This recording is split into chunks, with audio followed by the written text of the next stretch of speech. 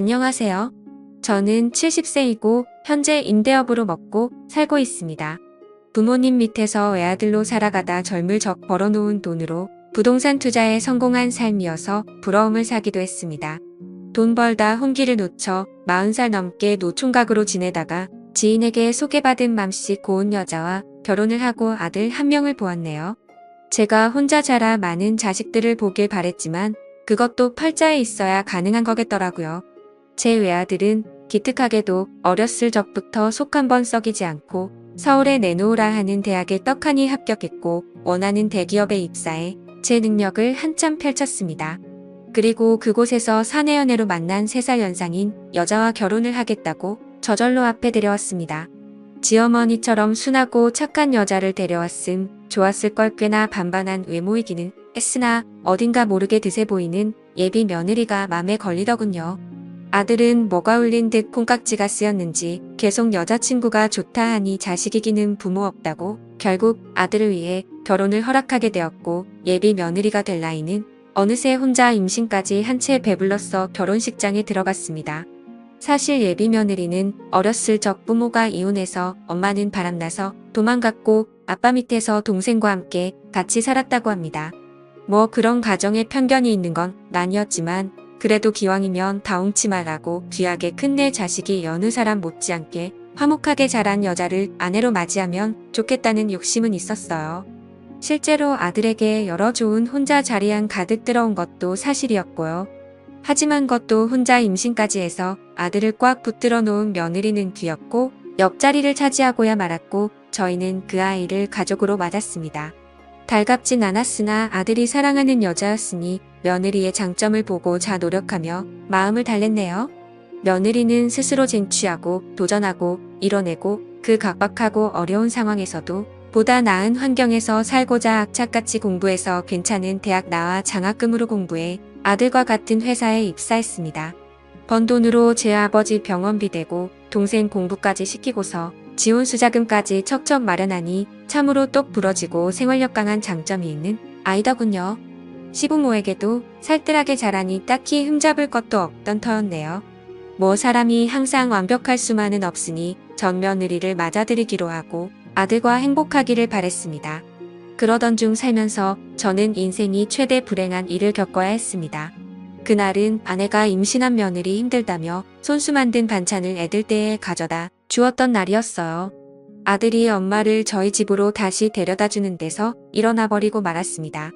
역주행하는 음주 차량을 미처 못 보고 아들은 그대로 박아버렸고 그야말로 처참한 상태에서 음주 운전자를 비롯한 저희 아들 제 아내까지 저 세상으로 가고 말았어요. 소식을 들은 뒤 정신을 도저히 차릴 수가 없겠더라고요. 세상에 말도 안 돼 늙음하게 여행이나 잘 다니자며 행복하게 살길 바랬던 착했던 제 아내와 제 목숨과도 같던 제 아들 녀석이 저만 두고 세상을 등져버렸다는 소식에 저 혼자 이 남은 세상 살면 뭐하나 싶어 나쁜 생각마저 들었습니다만 며느리가 곁에서 힘을 주었습니다. 아버님 그러시지 마세요. 어머님이랑 그이 잘못된 건 너무나 안타깝지만 산 사람은 살아야죠. 제가 부족하지만 더 잘할게요. 이제 제 뱃속에 아기도 태어날 테고 그렇게 저희 가족 다시 한번 잘 살아요 하며 자신의 배를 어루만지는 며느리.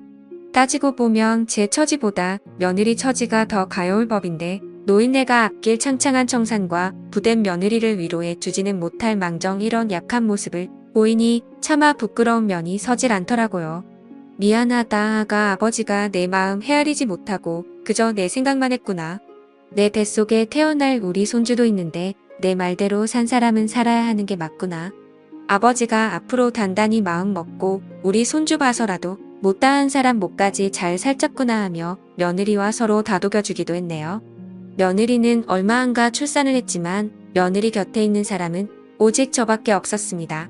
출산하는 그 희망 순간마저 제 안 사람도 아들도 아무도 없다는 게 참으로 서글프더이다. 며느리와 저는 호를던 신인 상태에서 서로를 의지하며 손주와 인사를 했고 제 손주 녀석은 태어날 때부터 아비 얼굴조차 보지 못한 가엾은 신세가 되었습니다. 저는 손주를 아들만큼 비어 겨 며느리에게 넉넉하게 생활비를 주며 어디 밖으로 일할 생각하지 말고 오직 손주 녀석만 신경 쓰고 잘 키우라 했습니다. 처음에는 괜찮다며 제 아이니 제가 복직해서 돈 벌어 아들 교육시키겠다 했지만 그래도 어디 그런가요? 제가 없는 사람도 아니고 건물 임대로만 웬만한 잘나가는 월급쟁이 분급 이상 나오는데 저는 손주와 딱 한 며느리를 위해서 아낌없이 내주었습니다. 그렇게 6여 년이라는 시간이 흘렀고 연애 때와 마찬가지로 며느리와 가까이 있는 곳에 다 자란 손주 재롱 보면서 저는 가는 세월 붙잡지도 못한 채 나이만 먹어가고 있었습니다. 며느리는 직장에 복귀하게 되었고 가까운 데 사는 제가 손주를 데리고 와 항상 저희 집에서 시간을 보내곤 식사 후 집으로 가곤 했습니다. 제가 사는 이유는 자라나면서 아들을 빼닮아가는 손주를 보는 일이었고 아들 어렸을 적과 제 안사람과 행복했을 적을 그리며 추억에 의지한 채 그저 눈감을 날만에 기다리고 있었네요. 그러던 중 제게 들어오는 여자분이 있었습니다.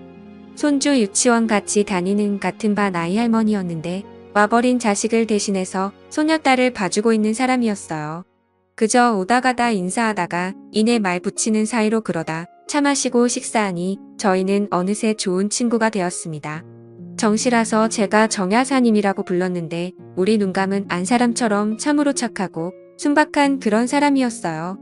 지난 아픔을 가슴에 묻은 한마는 세월술 한잔하며 털어놓았더니 정야사님도 속에 있는 말을 털어놓으시더라고요. 그러셨군요. 참 자식 먼저 보낸 부모 심정은 말로 다 못다하죠. 제 팔자도 어찌나 사나운지 남편 먼저 몹쓸 병으로 잃고 막내딸마저 사고사로 잃었는데 어찌나 죽지 못해 사는 목숨인지요.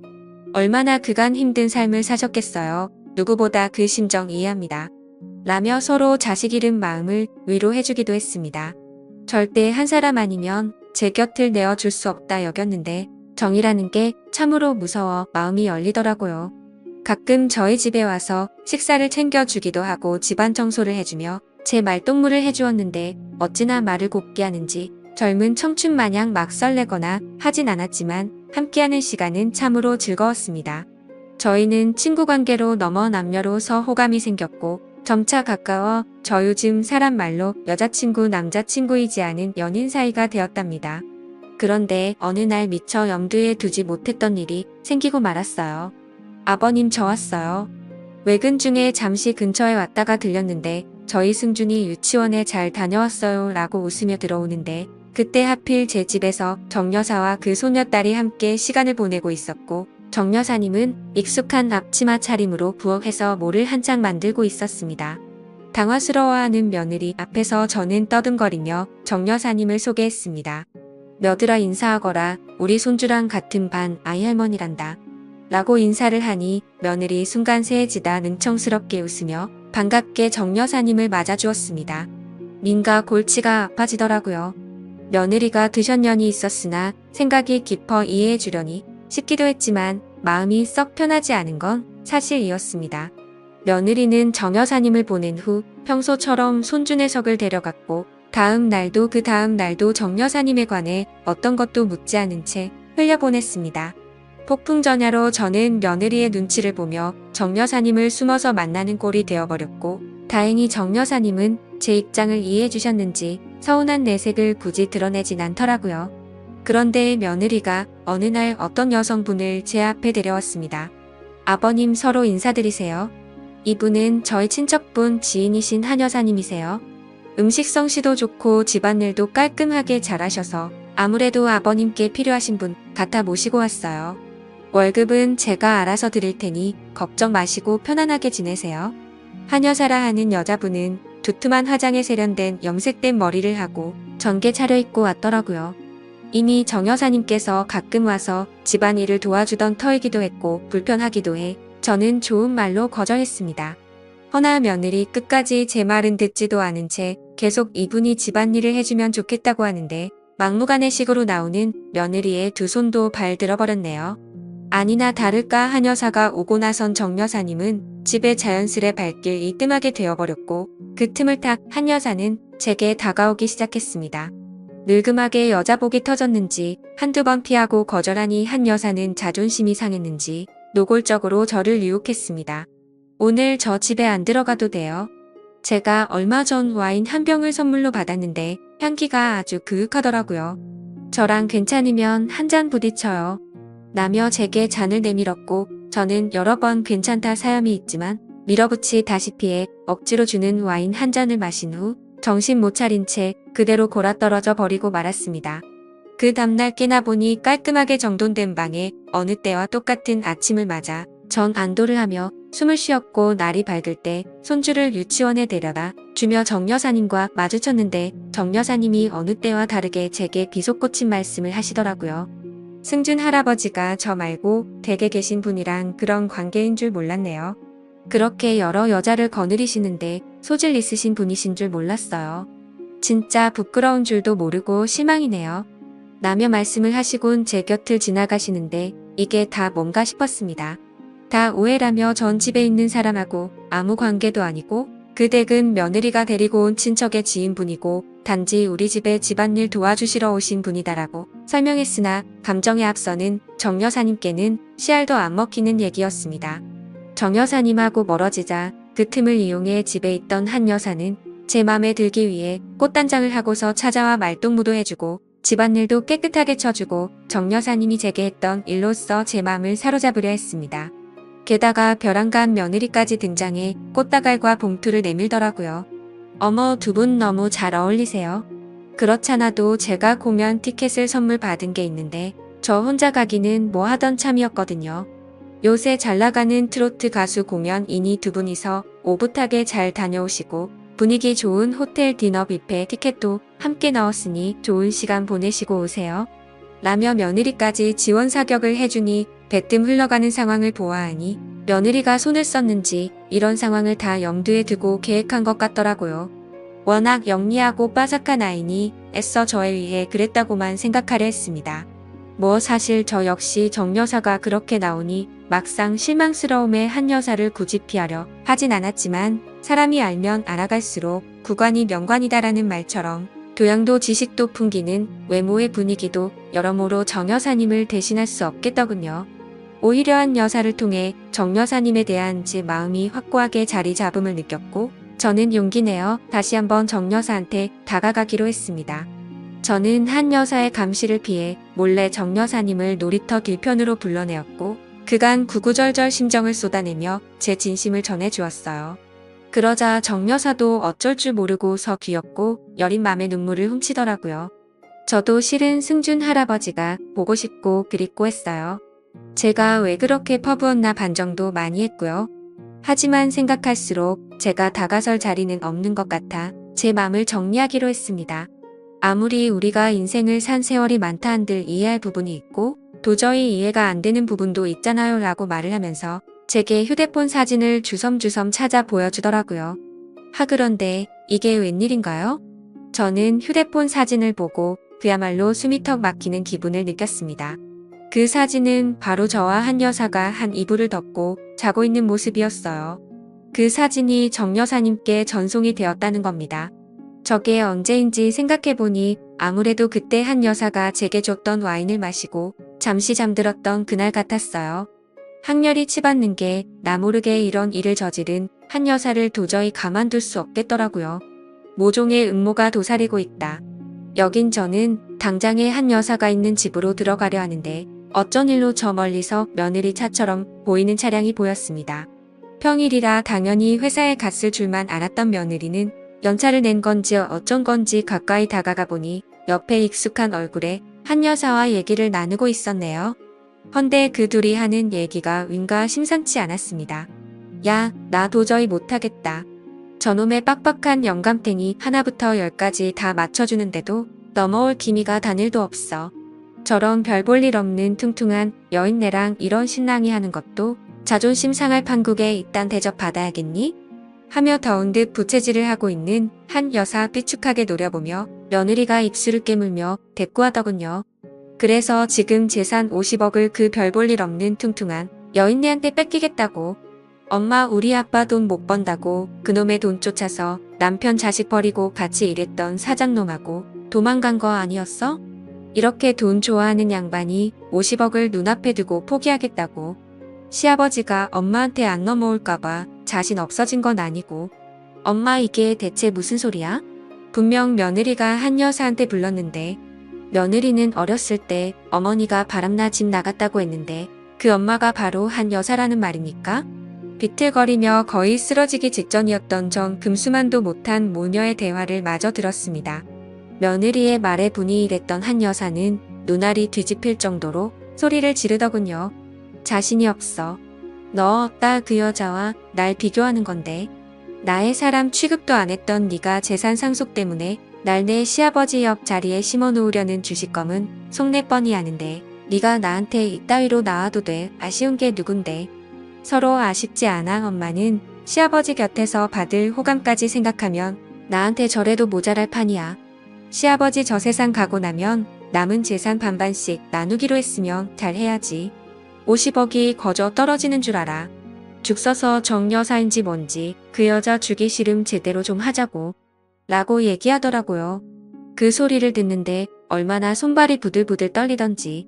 손주를 봐서 그간 믿고 있었던 며느리한테 뒤통수 제대로 맞았던 저는 모든 진실을 안 이상 더 이상 가만히 있을 수 없었습니다. 떨리는 손을 가다듬고 애써 제 전담 변호사한테 전화를 넣으려던 찰나 그때 한 여사가 며느리한테 찍소리도 못하고 씩씩거리며 나오더군요. 어머 깜짝이야. 아니 세상에 왜 여기 있어요? 설마 지금 여기서 우리 애기가 엿들은 거예요? 어머 기가 막힐 노릇을 당한 게 누군데 그 배치 같은 여자는 저를 보더니 오히려 자기가 기가 막히다며 황당하다는 얼굴을 하고 있는데 지 엄마 얘기를 듣던 며느리는 단걸음에 달려와 경악하며 아버님 이게 어떻게 된 거냐면요. 말을 주춤거리자 저는 며느리를 붙잡고 흔들며 배신감에 치를 떤 채 절규했습니다. 며느리는 한동안 가만히 제게 당하고만 있다가 기왕지사 엎어진 일 갈 때까지 가보자란 심경으로 절 뿌리치며 뻔뻔한 자태로 내지르더군요. 내가 부끄럽긴 뭐가 부끄러워요? 어머님이랑 우리 그이한테 부끄러운 건 아버님 아니에요. 시어머니 밖에 없으셨던 분께서 이제 와서 무슨 부귀영화를 누리겠다고 그런 여자랑 재혼을 할 생각을 하시냐고요. 그럼 우리 아들이랑 저는요. 낙동강 오리알대라고요. 그 여자네 자식들은 이미 아버님이랑 지네 엄마랑 결혼하는 줄 알고 아버님 건물주인 거 알고 아주 신났던데. 그럼 며느리인 저와 제 아들은 어떻게 되는 건데요? 제가 뭐 때문에 여태까지 재혼 안 하고 아버님 곁에 있었던 노고가 몇 년인 줄 아세요? 그걸 유일한 핏줄인 우리 승준이만 물려받을 수 있는 아버님 재산을 그거를 그 여자와 나눠야 한다고요. 절대 있을 수도 없고 있어서도 안 될 일이에요. 저도 다 살자고 우리 아들 지키보자 했던 거라고요. 라고 끝까지 저 잘났다고 우리 손주 핑계만 대니 저는 며느리를 쳐내며 그 더러운 입으로 우리 손주 핑계 대지 말고 미사리 사육을 위해 우리 손주까지 이용하지. 이제 우리 인연은 여기까지구나. 내 너를 기특하게 생각하고 내 자식처럼 보듬어 주려고 했는데 이런 무서운 짓거리를 꾸민 너하고는 도저히 가족으로 살 수가 없겠구나. 당장 내 곁에서 사라지고 앞으로 평생 보는 일 없으면 좋겠구나. 라고 하니 며느리는 극단적인 상황에 치닫자 울음이 나오는 걸 간신히 악문 채 저를 붙잡고 선 그럼 승준이는요? 승준이도 다신 안 볼 생각인 거예요. 라고 해서 저는 한숨을 깊이 쉬고 그 어느 때보다 냉정한 결단을 내렸습니다. 승준이가 우리 손주인 건 맞지만 승준이가 내 아들로 사는 이상 난 승준이도 절대 볼 수가 없겠구나. 내 손주이기 전에 내 끔찍한 핏줄도 섞이 나이니까. 라고 말하며 한치의 망설임 없이 뒤돌아섰습니다. 며느리는 그제서야 제 진심을 깨닫고는 그 와중에 잘못을 반성하기는커녕 저를 붙잡으며 울고불고 온갖 원망을 하며 독한 언성으로 시작했고 심지어 저를 향한 막말이나 저주도 서슴지 않았습니다. 추한 며느리를 보자니 남아있던 정마저 떨어져 관계는 파국으로 치닫게 되었습니다. 믿는 도끼에 발등 찍힌 저는 사람이 무서워져 더 이상 사람을 만날 수가 없는 지경에 이르렀고 심지어 미래를 함께하고 팠던 정여사마저 믿을 수가 없어 모든 인간관계를 정리한 채 살아나가고 있습니다. 그게 벌써 2년째이네요.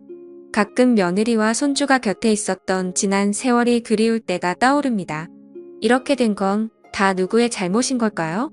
제가 뒤늦게 정여사와 만나 재혼하려는 게 그렇게 큰 문제였던 걸까요? 며느리가 그런 천인공노 할 일을 저지를 만큼 만약 그렇다면 시간을 돌이키고 싶네요. 아무 일도 일어나지 않았을 때로 돌이키고 싶습니다. 오늘따라 먼저 떠나 나들과 제 아내가 참 그립습니다. 어쩌면 다시 만나지 못할 귀여운 손주 녀석도요. 어서 이 끔찍한 운명이 끝나길 바라며 괴로움을 털어놓고자 사연을 보내봅니다. 감사합니다.